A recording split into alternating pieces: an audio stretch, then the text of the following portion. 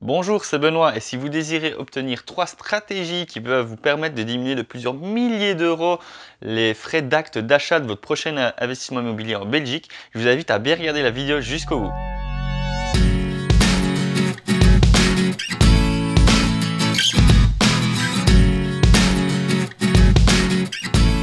Tout d'abord, si vous me découvrez grâce à cette vidéo et que le domaine immobilier, donc en Belgique, ou le domaine financier vous intéresse, je vous invite à cliquer sur le petit bouton s'abonner et sur la petite cloche pour recevoir donc régulièrement des vidéos dans ces différents sujets. La première stratégie qui est l'une des plus efficaces pour pouvoir diminuer les frais d'acte nécessaires pour pouvoir donc faire un investissement immobilier, c'est tout simplement de s'associer et de pouvoir acheter à deux. Vous savez, comme quand on achète en couple un bien immobilier, donc le bien immobilier dans lequel on va habiter, on peut également acheter avec un étranger, donc avec n'importe qui peut être votre ami, un membre de la famille, un bien immobilier et désirer donc l'acheter à deux pour faire un investissement immobilier.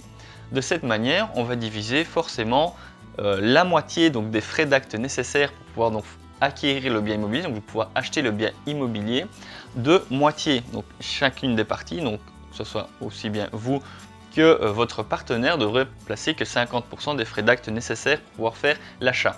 Évidemment, vous risquez donc de partager les gains également. Donc ça, c'est suivant votre arrangement que vous allez diviser donc les gains. Mais vous pourriez très bien tomber sur quelqu'un qui a également de l'argent à placer, qui lui est prêt à placer l'argent. Et vous devriez donc très peu en mettre dans les frais d'acte d'achat. Et à ce moment-là, voilà, vous pouvez négocier les bénéfices que vous en obtiendriez par rapport à l'investisseur avec qui vous vous êtes associé. Il y a plusieurs possibilités donc, pour pouvoir acheter à plusieurs. Il y a ce qu'on appelle l'achat en copropriété. Donc effectivement, les deux personnes sont inscrites sur l'acte d'achat notarié avec chacun donc, des proportions de propriété de la maison. Mais vous pouvez également demander à quelqu'un de vous prêter de l'argent avec une reconnaissance de dette. Donc vous signalez à l'État et au tiers que vous devez bien donc de l'argent à telle personne que vous devrez lui rembourser. Et vous donc versez des intérêts donc à la personne qui vous a prêté de l'argent grâce au bénéfice du bien immobilier que vous allez acheter, ce qui va vous permettre évidemment de ne pas devoir sortir l'argent de votre poche, mais que ce soit un investisseur qui vous les prête parce qu'il sait que vous êtes capable donc de générer de l'argent grâce à vos investissements immobiliers. Une deuxième stratégie qui est sous-exploitée, c'est tout simplement d'utiliser les avantages pour la propre habitation pour pouvoir en faire un investissement. Pourquoi je dis ça? Il existe donc que ce soit en Flandre, en région de Bruxelles ou alors même en Wallonie, des aides qui permettent aux personnes qui ne sont pas copropriétaires de pouvoir donc acquérir des biens immobiliers en payant moins de frais d'acte d'achat. Donc par exemple avec des systèmes d'abattement ou des systèmes de droits réduits. Ces systèmes sont en pleine migration, donc risque de changer que ce soit en 2018 ou en 2019.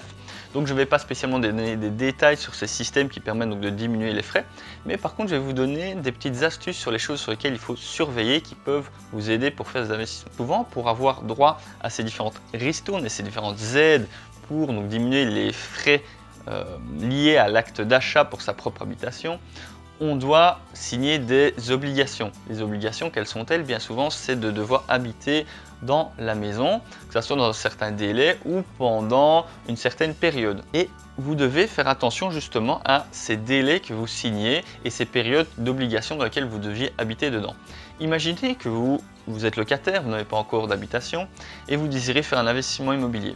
Vous pourriez très bien acheter un bien immobilier et dire que vous allez y habiter et regarder dans les délais, si vous avez 3 ans pour y habiter, vous pouvez très bien durant ces 3 années-là mettre en location votre bien pour que votre bien ramène de l'argent et puis alors tout simplement après les 3 ans aller habiter dedans. Ça vous permet donc de faire une rentrée et de diminuer fortement le coût d'acquisition du bien immobilier que vous venez de faire. C'est pareil pour la durée d'habitation. Si vous devez y habiter que pendant une courte période, imaginons que ce soit par exemple que pendant 3 ans, dans certains investissements et suivant certains profils d'investisseurs, donc vous faites peut-être partie de ces profils d'investisseurs-là, il est intéressant de, par exemple, avoir les frais réduits, d'habiter pendant 3 ans, par exemple, dans la maison, et puis après de pouvoir la mettre en location, de pouvoir la vendre sans avoir de répercussions. Une troisième stratégie qui permet cette fois-ci pas de spécialement diminuer donc les frais d'acquisition d'un acte d'achat, mais tout simplement de pouvoir récupérer très rapidement donc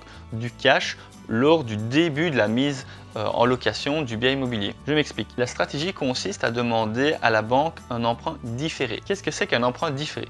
C'est tout simplement le nom que l'on donne aux emprunts que l'on rembourse après une certaine période. Par exemple, bien souvent, de manière générale, lorsque l'on décide d'acheter un bien immobilier, on doit faire un crédit hypothécaire et le crédit hypothécaire démarre, donc le remboursement que l'on doit réaliser pour rembourser donc la banque démarre le mois après donc la réalisation de l'acte d'achat. Vous pouvez également demander à la banque de démarrer le remboursement par exemple quelques mois après, que ce soit 3 ou 4 ou même 6 mois après l'acquisition du bien.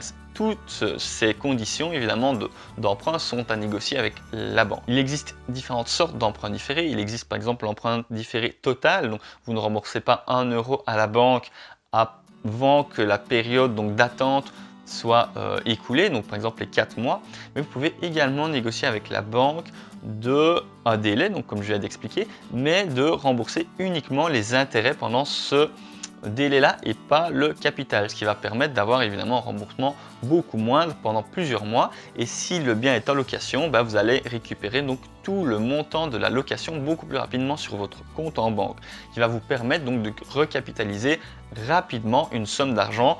De 1, ça va vous permettre d'être plus serein vis-à-vis donc des capitaux que vous avez donc par rapport à la banque qui vous a prêté, mais ça peut également vous permettre de pouvoir réinvestir beaucoup plus rapidement. Ces 3 stratégies font partie des 13 stratégies que j'explique dans ma formation, donc comment diminuer drastiquement les frais d'actes notariés donc pour pouvoir donc investir ou plus rapidement donc dans le domaine immobilier ou pouvoir donc réinvestir de plus en plus rapidement. Donc si cette formation vous intéresse et que vous désirez donc vraiment passer un cap supérieur dans le domaine immobilier, pouvoir investir avec moins de fonds propres, avec moins de cash et pouvoir évoluer, je vous invite à regarder donc en description, que ce soit en haut ou en bas ou sur la petite vignette YouTube, pour donc trouver le lien et voir la description de la formation. Vous pouvez également partager cette vidéo aux personnes qui désirent investir dans le domaine immobilier et qui désirent donc des stratégies pour pouvoir investir avec moins de cash, ou la partager aux personnes qui investissent déjà et qui veulent des stratégies pour optimiser donc leur évolution dans le domaine immobilier.